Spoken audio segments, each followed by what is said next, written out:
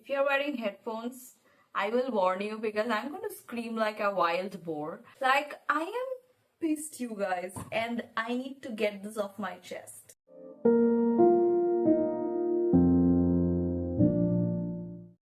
Hi, readerboos. Welcome back to my channel.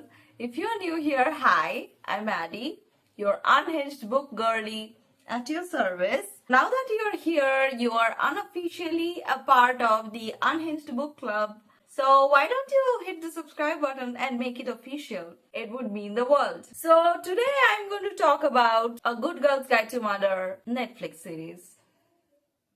Initially, I thought this will just be a rant video, but then I didn't want to sound like a biased ass because I am a reader. I didn't want people to think that, oh, she's a reader, that is why she's trashing the show. That's why I did a little experiment. I hypothesized that people who haven't read the book, they would probably find the series interesting. So I asked a few friends and I was right. They have positive opinion about the series. I'm going to read the review of 3 of my friends who have not read the books but they have watched the series. So the first one I got from my friend Samarpita. She said that A Good Girl's Guide to Murder series messes with your head in the best way.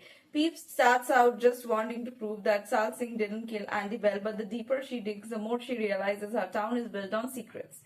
So she gave a little synopsis of the story, and I asked her that, did you like it? She said, yes, I think the story was quite different than what I had expected. That is something very expected because the series actually kept the main plot points of the book. So obviously it had that, unpredictable nature. So she liked the series. Next, I asked my friend Jaya. So she said that, so I watched Good Girl's Guide to Murder and it was so good. I couldn't even wait to know what was gonna happen next in the next episodes.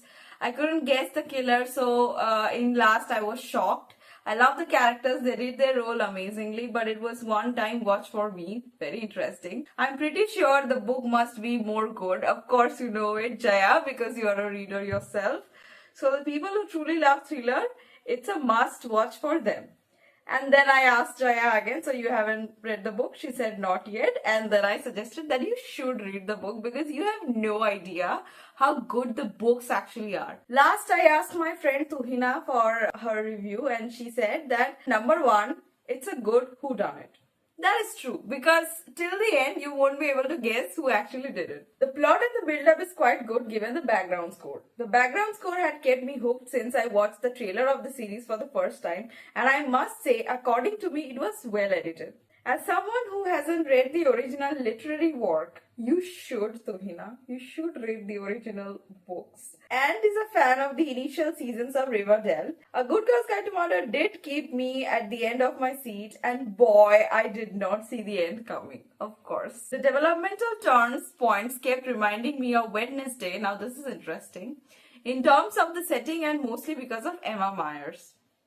Also, it's also a fresh one for me to come across Asian characters of the Singh brothers, and the series did a good justification to the characters without exaggerating or playing into the South Asian stereotypes. So Tuhina, I want you to read the books actually, and then we can have this interesting discussion about this last point that you mentioned because I have a few things to say.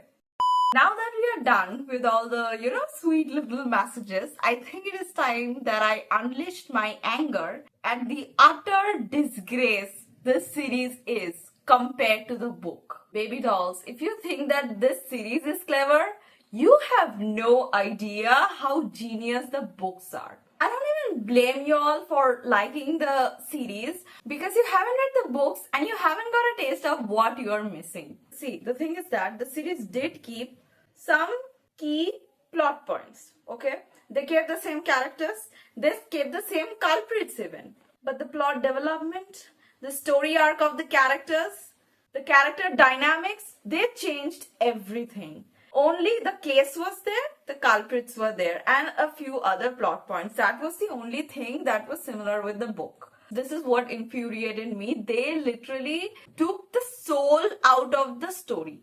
The first major change that they did was Peep's character itself, and that is what which saddened me the most, because in the book Peep is so organized. She already planned her whole EPQ before jumping into the interviews. But in the series, she just randomly decided, oh, I know what EPQ I'm going to do. It is about this Andie murder case. Like, random, no organization. Peep is not like that. Peep is not reckless. She's so calculated. She's so strategic. Like, you won't believe, once you read the book, you see the Peep in the show, and you'll be like, is this the same person?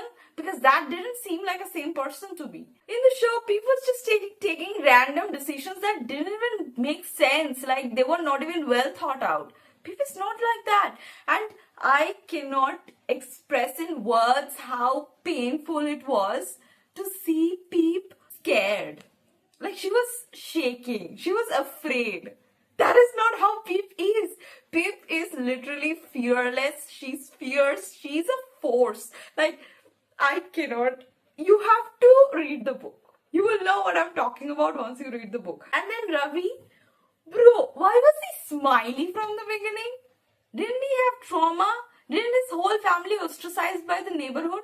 Why did he ease into Peep's presence so easily? Why did he trust Peep so easily? Doesn't make sense to any of you? You have no idea how iconic Peep and Ravi's meeting was in the book. And Ravi was reserved from the beginning for obvious reasons. His brother was accused of a murder, and then the whole neighborhood secluded their family. Like, they were not accepting the scenes. And Ravi just went and started trusting Peep like they are besties. I don't know. It just doesn't make sense to me.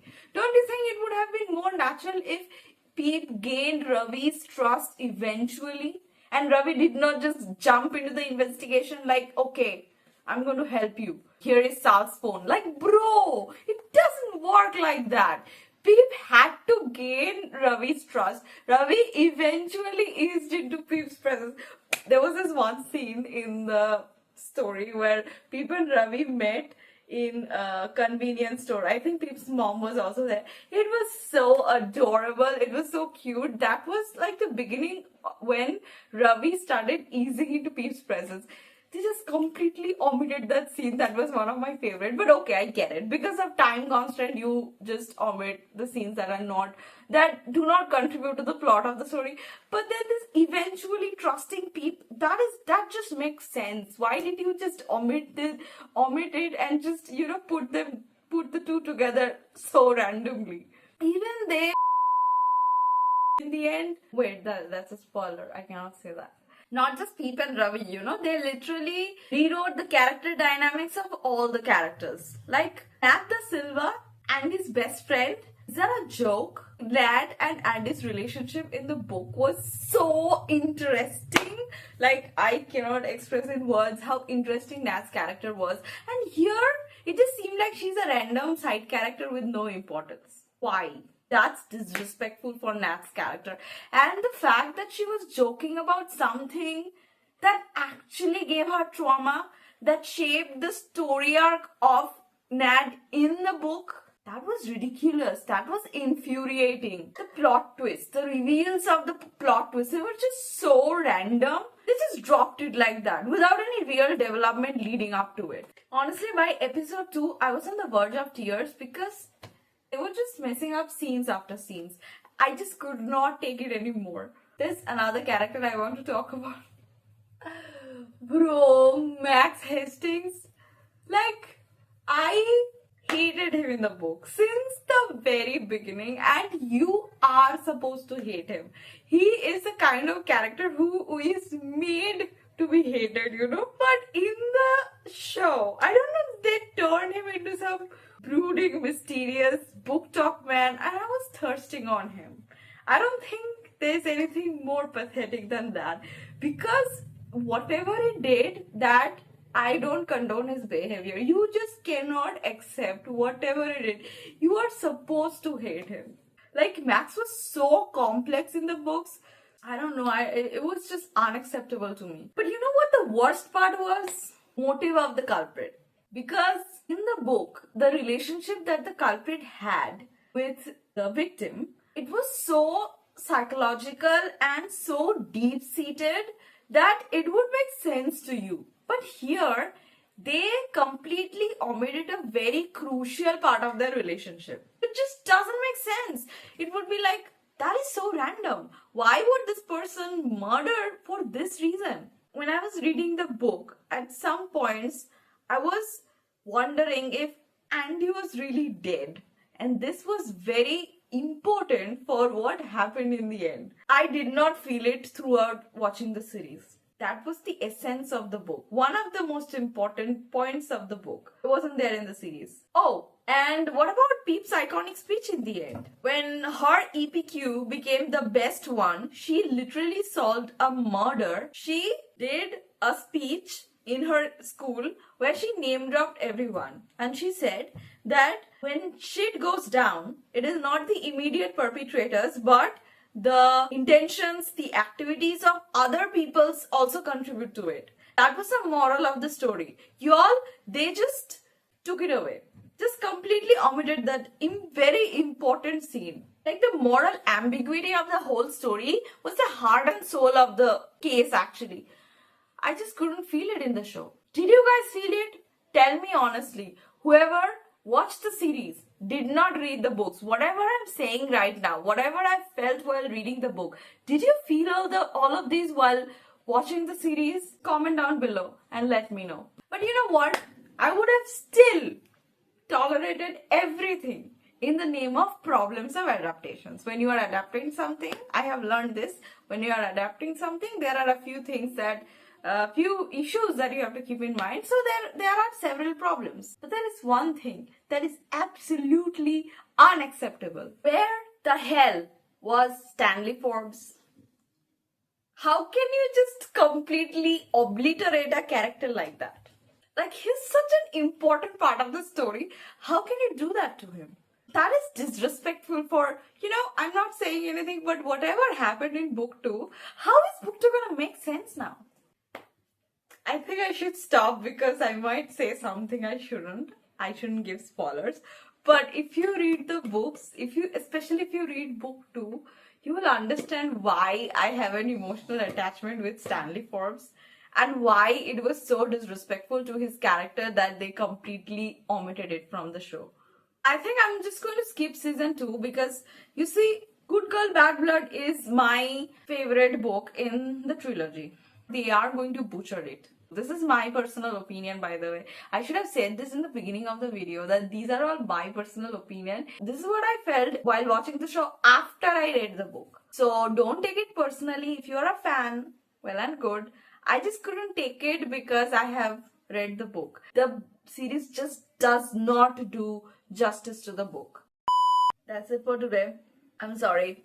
I'm just exhausted. No amount of ranting can compensate for the absolute disaster that this show is compared to the book. Thank you for listening to me yap and rant. I just really needed to get it off my chest because I'm so frustrated because, like I said, I'm just repeating it again and again. This is one of my most favorite series. So I am very disappointed. Very disappointed by it. I'm gonna beg you guys, like, even if I have to be on my knees and beg y'all, I'm gonna beg you guys, please just read the books, please. Especially those of y'all who have watched the series and liked it, I need you to read the books. Everyone who's thinking if the series is better than the book, it is not. It doesn't even come close to the actual genius that the book is. Anyway, baby dolls, it was nice talking to you guys. I'm gonna see y'all in another video. The next one is going to be pretty interesting because, as you might already know, I already mentioned this in 3 videos. I'm reading 50 Shades of Grey series, and yeah, it's gonna be interesting. So yeah, stay tuned. Bye, love you. See you in the next one. This was it, like, I was still ready to accept everything.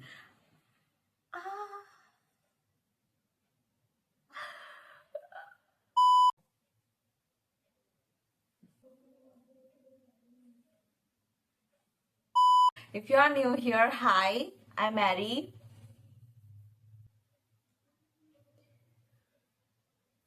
Okay. Initially, I thought this will. His brother was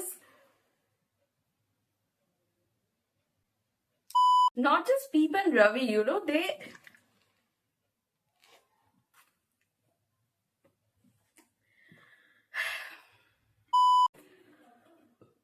Oops. Sorry, that was very unladylike of me.